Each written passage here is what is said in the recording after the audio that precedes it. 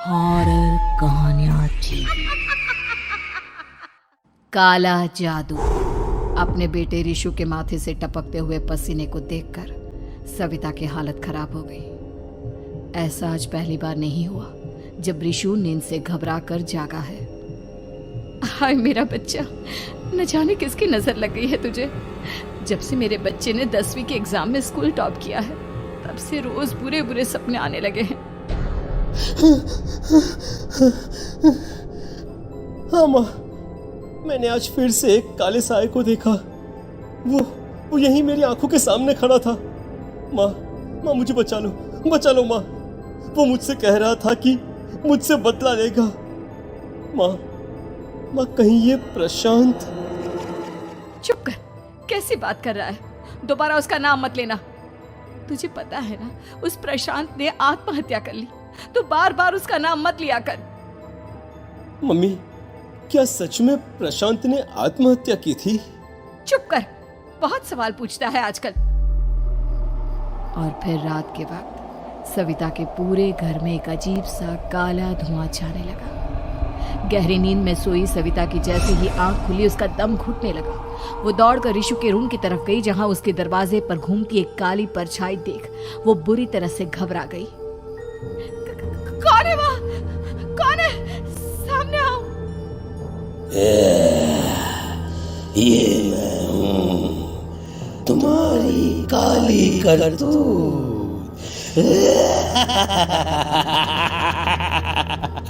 और अब मैं तुम्हारे बेटे को ले जाने आया हूँ।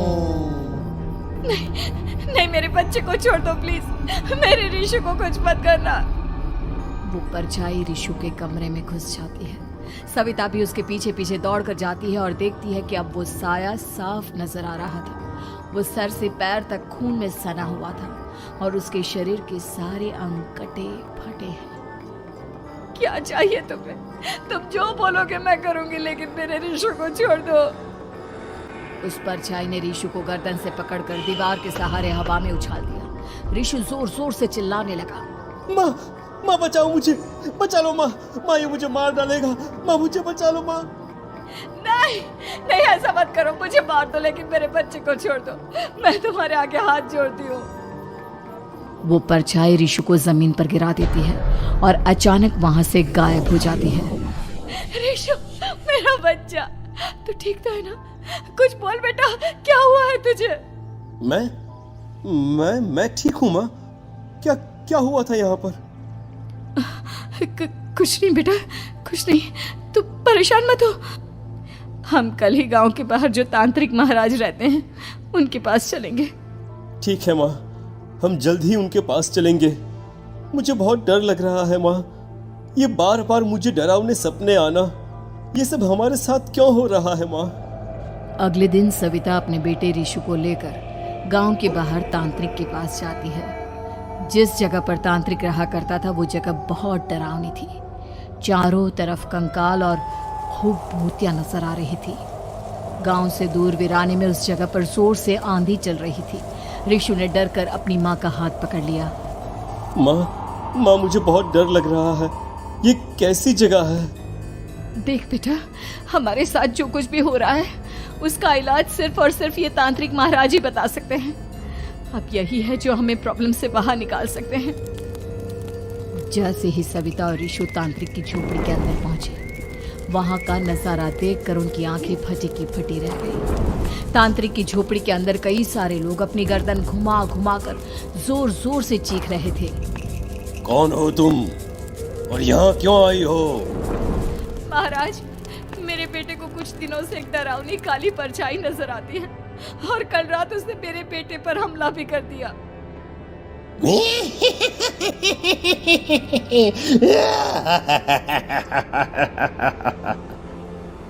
मम्मी हमें यहाँ से चलना चाहिए। ये जगह मुझे ठीक नहीं लगती। नहीं बेटा, ऐसा नहीं कहते। रुक जाओ, 2 मिनट के लिए रुक जाओ। क्या कहा? काली परछाई? तुम्हारे बेटे पर किसी काली परछाई ने हमला किया? हाँ महाराज, वो कह रही थी कि वो मेरे बेटे को कुछ कर देगी। कोई उपाय बताइए महाराज। मेरे बेटे के साथ कुछ गलत नहीं होना चाहिए। तुमने किसी दूसरे के साथ गलत किया है तो तुम्हारे साथ भी गलत होकर ही रहेगा। तुमने किसी की जान ली है, किसी को मार डाला है तुमने। नहीं महाराज, मैंने ऐसा कुछ नहीं किया।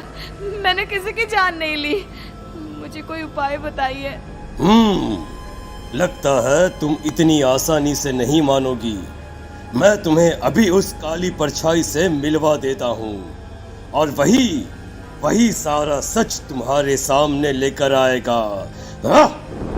सविता और ऋषु ने डर के मारे अपनी आंखें बंद कर ली। तभी अचानक तांत्रिक की झोपड़ी में अजीबोगरीब आवाजें गूंजने लगी। सविता और ऋषु बुरी तरह से कांप रहे थे। आंखें खोलो और अपने सामने देखो। क्या यही है वो जिससे तुम कल रात को मिली थी?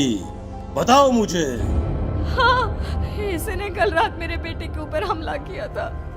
ये उसी लड़के की भटकती हुई आत्मा है जिसे कुछ दिन पहले तुमने मार डाला था। मम्मी ये महाराज क्या कह रहे हैं? क्या सच में आपने किसी की जान ली है, किसी को मार डाला है? अगर हाँ तो बताइए ना मम्मी, किसको मारा है आपने? किसको? तुम्हारी माँ इतनी आसानी से सच नहीं बताएगी बेटा। इसने एक बच्चे की जान ली है। कहीं उसका नाम प्रशांत तो नहीं महाराज? वो मेरा दोस्त है, मेरा मतलब मेरा पड़ोसी है। सही पहचाना। देखा सविता, तुम्हारा खुद का बेटा भी जानता है कि तुमने किसी के प्राणों की बलि चढ़ा दी और इसीलिए अब उसकी बुरी आत्मा तुम्हारे घर में भटकती है। मुझे माफ कर दीजिए महाराज, मुझसे बहुत बड़ी गलती हो गई।